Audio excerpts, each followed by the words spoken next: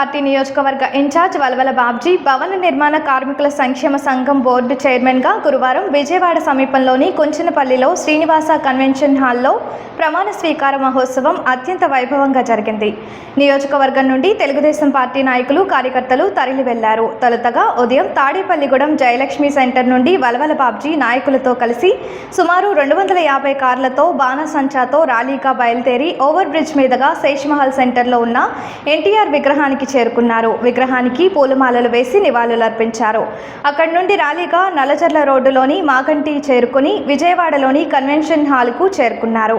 ఈ ప్రమాణ స్వీకారానికి ముఖ్య అతిథులుగా జిల్లా ఇన్ఛార్జ్ మంత్రి గొట్టిపాటి రవికుమార్, మంత్రి వాసంశెట్టి సుభాష్, జిల్లా తెలుగుదేశం పార్టీ జిల్లా ఇన్ఛార్జ్ రామరాజు, మాజీ మంత్రి ప్రత్తిపాటి పుల్లారావు, ఆచంట శాసనసభ్యులు పీతాని సత్యనారాయణ, రాజ్యసభ మాజీ సభ్యురాలు తోట సీతారామలక్ష్మి, గోపాలపురం ఎమ్మెల్యే మద్దిపాటి వెంకటరాజు, మాజీ ఎమ్మెల్సీ ఆదిరెడ్డి అప్పారావు, అబ్కాబ్ చైర్మన్ వీరాంజనేయులు తదితరులు హాజరయ్యారు. తాడేపల్లిగూడెం నియోజకవర్గంలో 2019 ఎన్నికల ఓటమి తర్వాత తెలుగుదేశం పార్టీ ఇన్ఛార్జ్గా బాధ్యతలు స్వీకరించిన నాటి నుండి గత ప్రభుత్వంలో ప్రజా వ్యతిరేక విధానాలపై పోరాటం చేసి పార్టీ పిలుపునిచ్చిన ప్రతి కార్యక్రమాన్ని ప్రజలలోనికి తీసుకెళ్లి నాయకులకు, కార్యకర్తలకు అండగా నిలిచిన ప్రజానాయకుడు, ఆత్మీయ సేవకుడు మన వలవల బాబ్జీ అని అతిథులు కొనియాడారు. దాతల సహకారంతో కూటమి ప్రభుత్వం ఏర్పడే వరకు ప్రతి పేదవాడి ఆకలి తీర్చిన అన్నదాత వలవల బాబ్జీ అన్నారు. నాడు పశ్చిమ గోదావరి జిల్లాలో నారా చంద్రబాబు నాయుడు తలపెట్టిన ప్రతి పార్టీ కార్యక్రమాన్ని తాడేపల్లిగూడెంలో నిర్వహించి తన భుజాల మీద ఆ కార్యక్రమాలను వేసుకొని విజయవంతం చేసి పార్టీకి, అధినేత చంద్రబాబుకి తన విధేయతను చాటుకున్న నాయకుడు వలవల బాబ్జీ అన్నారు. 2024 ఎన్నికలలో పొత్తులలో భాగంగా తాడేపల్లిగూడెం సీటును కూటమి ప్రభుత్వానికి ఇచ్చినా నిరుత్సాహపడకుండా, పార్టీ మాట జవదాటకుండా నాయకులను, కార్యకర్తలను సంఘటితం చేసి కూటమి అభ్యర్థి ఘన విజయానికి కృషి చేస్తున్న మనసున్న నాయకుడు అని అన్నారు.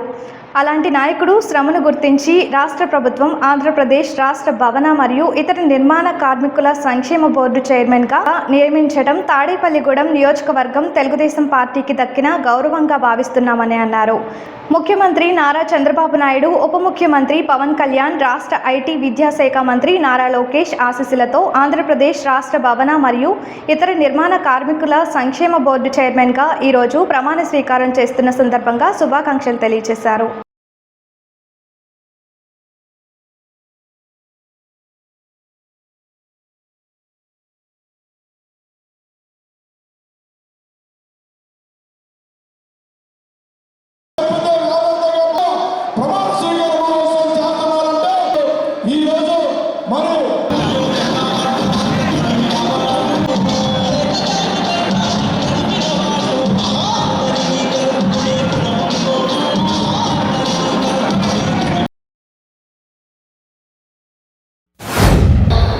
ముఖ్యంగా అత్యంత ప్రతిష్టాత్మకంగా ఉన్న బోర్డు పెట్టారు. ఆ బోర్డులో ముఖ్యమైనది భవన ఇతర నిర్మాణ కార్మికుల సంక్షేమ బోర్డు. ఆ బోర్డు మరి గత 5 సంవత్సరాల ఊచకోతకు గురైంది. ఏదైతే సంక్షేమ పథకాలు ఉన్నాయో భవన నిర్మాణ కార్మికులకి అవి పూర్తిగా డూప్లికేషన్ పేరుతో నిలిపేయడం జరిగింది. భవన నిర్మాణ కార్మికులు పట్టించుకున్న వైద్యం లేదు. ఇసుక బంగారంలో అమ్మడం వల్ల గత 5 సంవత్సరాలు మరి భవన నిర్మాణ కార్మికుల జీవితాలు అస్తవ్యస్తంగా మారాయి. ఈ రోజున నేను ఖచ్చితంగా చెప్పగలను, రైట్ మ్యాన్ అంటే రైట్ ప్లేస్ అని వలవల బాబ్జీ గారిని సరైన పొజిషన్లో నారా చంద్రబాబు నాయుడు గారు కూర్చోబెట్టారని నేను సగౌరవంగా తెలియజేస్తా ఉన్నాను.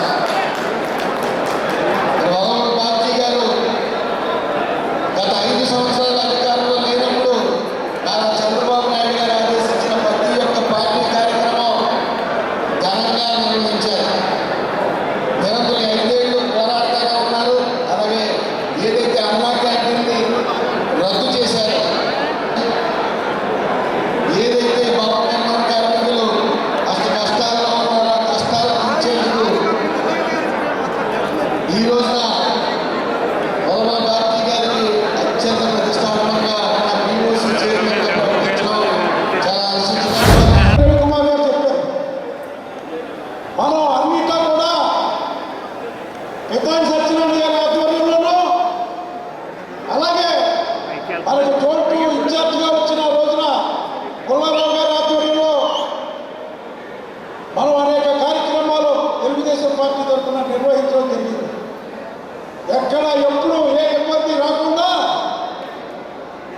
ఈ 5 సంవత్సరాల్లో కూడా నా వెన్నంటి ఉండి మరి నాకు తోడ్పాటు అందించిన నాయకులు కార్యకర్తలు అందరికీ కూడా నేను రుణపడి ఉంటానని చెప్పి సభాముఖంగా తెలియజేసుకుంటున్నా. ముఖ్యంగా ఇవాళ తెల్లవారుజామున 3 గంటల నుంచి ఓరున వర్షం కురుస్తూ ఉంటే గ్రామాల నుంచి పెద్ద ఎత్తున మీరందరూ కూడా తరలి వచ్చి మరి ఇక్కడికి 11 గంటలకి రావడం అంటే చాలా మీ అందరికీ మళ్ళీ మళ్ళీ చెప్తున్నాను, తెలుగుదేశం పార్టీ మీ అండగా ఉంటుంది. మనకి గౌరవించే మనం అందరం గౌరవించే నాయకులు మన ముందు ఉన్నారు.